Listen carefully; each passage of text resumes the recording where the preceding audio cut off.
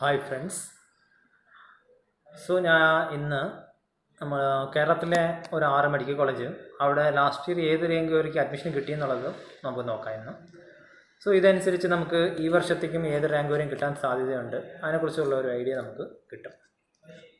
നമ്മൾ government medical college Manjeri നമ്മൾ നോക്കിക്കഴിഞ്ഞാൽ അൺറിസർവ് കാറ്റഗറിയിൽ നമുക്ക് 5,704 to 9,422 ഈ റാങ്ക് വരെയുള്ള കുട്ടികൾക്ക് അഡ്മിഷൻ കിട്ടിയിട്ടുണ്ട് പോണ വർഷം. അതേ OBC കാറ്റഗറിയിൽ നമ്മൾ വന്നു കഴിഞ്ഞാൽ 6,632 to 12,205 റാങ്ക് വരെയുള്ള സ്റ്റുഡൻസിന് അഡ്മിഷൻ കിട്ടിയിട്ടുണ്ട്.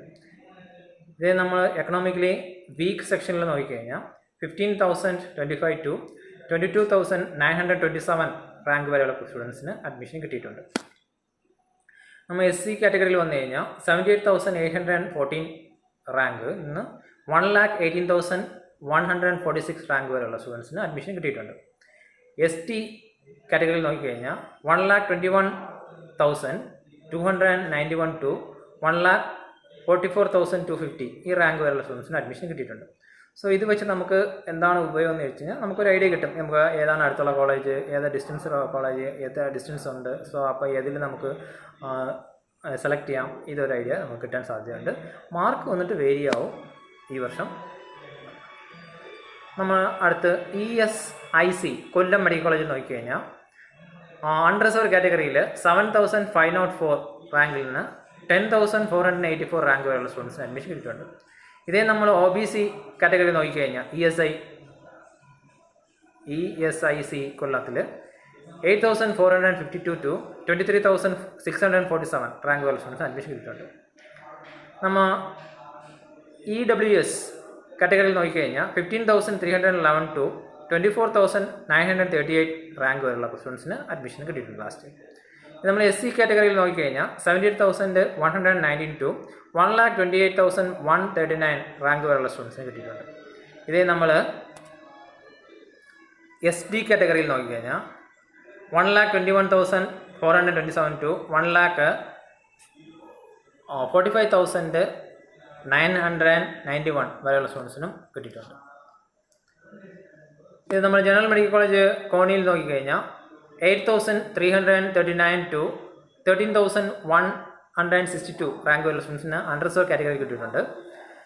OBC കാറ്റഗറിയിൽ നോക്കിക്കഴിഞ്ഞാൽ 9,503 to 15,294 വരെയുള്ള അഡ്മിഷൻ കിട്ടിയിട്ടുണ്ട്. ഇതേ നമ്മൾ എക്കണോമിക്കലി വീക്ക് സെക്ഷനിൽ നോക്കിക്കഴിഞ്ഞാൽ 19,600 to 24,284 റാങ്ക് വരെയുള്ള സ്റ്റുഡൻസിന് കിട്ടിയിട്ടുണ്ട്. അപ്പോൾ ഈ 3 കോളേജിൽ എക്കണോമിക്കൽ വീക്ക് സെക്ഷന് ഇത് അഡ്മിഷൻ കൊടുക്കുന്നുണ്ട്. then SC കാറ്റഗറിയിൽ നോക്കിക്കഴിഞ്ഞാൽ നമുക്ക് 85,832 to 1,18,890 റാങ്ക് വരെയുള്ള സ്റ്റുഡൻസ് അഡ്മിഷൻ കിട്ടിയിട്ടുണ്ട്. ഇതേ നമ്മൾ ST കാറ്റഗറിയിൽ പോയി കഴിഞ്ഞാൽ 1,23,975 to 1,52,748 റാങ്ക് വരെയുള്ള സ്റ്റുഡൻസിന്. ഇതേ നമ്മൾ ST കാറ്റഗറിയിൽ പോയി കഴിഞ്ഞാൽ 1,29,975 to 1,52,748 റാങ്ക് വരെയുള്ള സ്റ്റുഡൻസിന് അഡ്മിഷൻ കിട്ടിയിട്ടുണ്ട്. ഇനി നമ്മൾ ജനറൽ മെഡിക്കൽ കോളേജ് കണ്ണൂരിൽ നോക്കിക്കഴിഞ്ഞാൽ അവിടെ അൺറിസർവ് കാറ്റഗറിയിൽ 5,555 റാങ്കിൽ നിന്ന് 21,118 റാങ്കുള്ള സ്റ്റുഡൻസിന് അഡ്മിഷൻ കിട്ടിയിട്ടുണ്ട്. OBC കാറ്റഗറിയിൽ നമ്മൾ കണ്ണൂരിൽ പോയി കഴിഞ്ഞാൽ 6,542 to 12,730 റാങ്ക് വരെയുള്ള സ്റ്റുഡൻസിന് അഡ്മിഷൻ കിട്ടിയിട്ടുണ്ട്. എക്കണോമിക്കലി വീക്ക് സെക്ഷൻ കാറ്റഗറിയിൽ പോയി കഴിഞ്ഞാൽ നമുക്ക് 20,000 എക്കണോമിക്കലി വീക്ക് സെക്ഷൻ കാറ്റഗറിയിൽ പോയി കഴിഞ്ഞാൽ നമുക്ക് 20,908 to 24,974 റാങ്ക് വരെയുള്ള സ്റ്റുഡൻസിന് അഡ്മിഷൻ കിട്ടിയിട്ടുണ്ട്. നമ്മൾ SC കാറ്റഗറിയിൽ പോയി കഴിഞ്ഞാൽ 73,483 to 1,17,850 റാങ്ക് വരെയുള്ള സ്റ്റുഡൻസിന് അഡ്മിഷൻ കിട്ടിയിട്ടുണ്ട് ലാസ്റ്റ് ഇയർ. ST കാറ്റഗറിയിൽ പോയി കഴിഞ്ഞാൽ 1,15,467 to 1,31,854 റാങ്ക് വരെയുള്ള സ്റ്റുഡൻസിന് അഡ്മിഷൻ കിട്ടിയിട്ടുണ്ട്. ഇതേ നമ്മൾ ജനറൽ മെഡിക്കൽ കോളേജ് എറണാകുളത്തിൽ പോയി കഴിഞ്ഞാൽ അൺറിസർവ് കാറ്റഗറിയിൽ 4,158 to 9,907 റാങ്ക്. OBC കാറ്റഗറിയിൽ പോയി കഴിഞ്ഞാൽ 5,371 to 23,498 വരെയുള്ള സ്റ്റുഡൻസിന്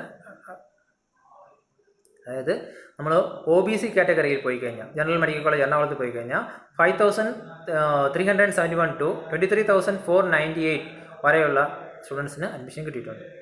ഇനി എക്കണോമിക്കൽ വീക്ക് സെക്ഷൻ കാറ്റഗറിയിൽ പോയി കഴിഞ്ഞാൽ 14,493 ടു 22,793 റാങ്ക് വരെയുള്ള സ്റ്റുഡൻസ് അഡ്മിഷൻ കിട്ടിയിട്ടുണ്ട്. SC കാറ്റഗറിയിൽ പോയി കഴിഞ്ഞാൽ 71,844 ടു 1,17,156 റാങ്ക് വരെ അഡ്മിഷൻ കിട്ടിയിട്ടുണ്ട് അവിടെ. ST കാറ്റഗറിയിൽ പോയി കഴിഞ്ഞാൽ 1,10,891 ടു 1,44,121 വരെയുള്ള സ്റ്റുഡൻസിന് അഡ്മിഷൻ കിട്ടിയിട്ടുണ്ട്.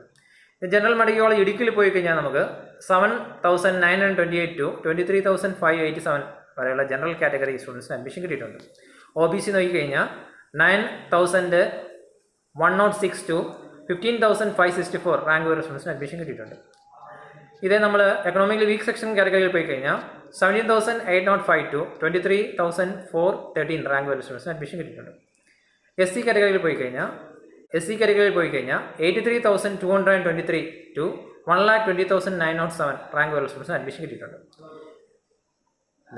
ST കാറ്റഗറിയിൽ പോയി കഴിഞ്ഞാൽ 1,25,266 ടു 1,49,855 റാങ്ക് വരെ സ്റ്റുഡൻസിന് അഡ്മിഷൻ കിട്ടി. സോ ഇത് വെച്ച് നമുക്ക് എന്തെന്ന് പറഞ്ഞു കഴിഞ്ഞാൽ നമുക്കൊരു ഐഡിയ കിട്ടും അല്ലേ, ഏതെല്ലാം റാങ്ക് വരെ ഏതെല്ലാം കോളേജ് അഡ്മിഷൻ കിട്ടാൻ സാധ്യതയുണ്ടെന്നൊരു ഐഡിയ കിട്ടും. മാർക്ക് വേരി ആവും. ഈ വർഷം പോണ വർഷത്തെ മാർക്കിന് ഒരുപാട് വ്യത്യാസമുണ്ട്. സോ മാർക്ക് അതേ പോണ വർഷം മാർക്ക് വാങ്ങിയാൽ അതേ മാർക്ക് വാങ്ങിക്കഴിഞ്ഞാൽ അതേ റാങ്ക് വരണമെന്നില്ല, അതിൽ വേരിയേഷൻ വരും. ബട്ട് നമ്മൾ റാങ്ക് ലിസ്റ്റ് ഇപ്പം എല്ലാവരും പബ്ലിഷ് ചെയ്യുന്നുണ്ട്.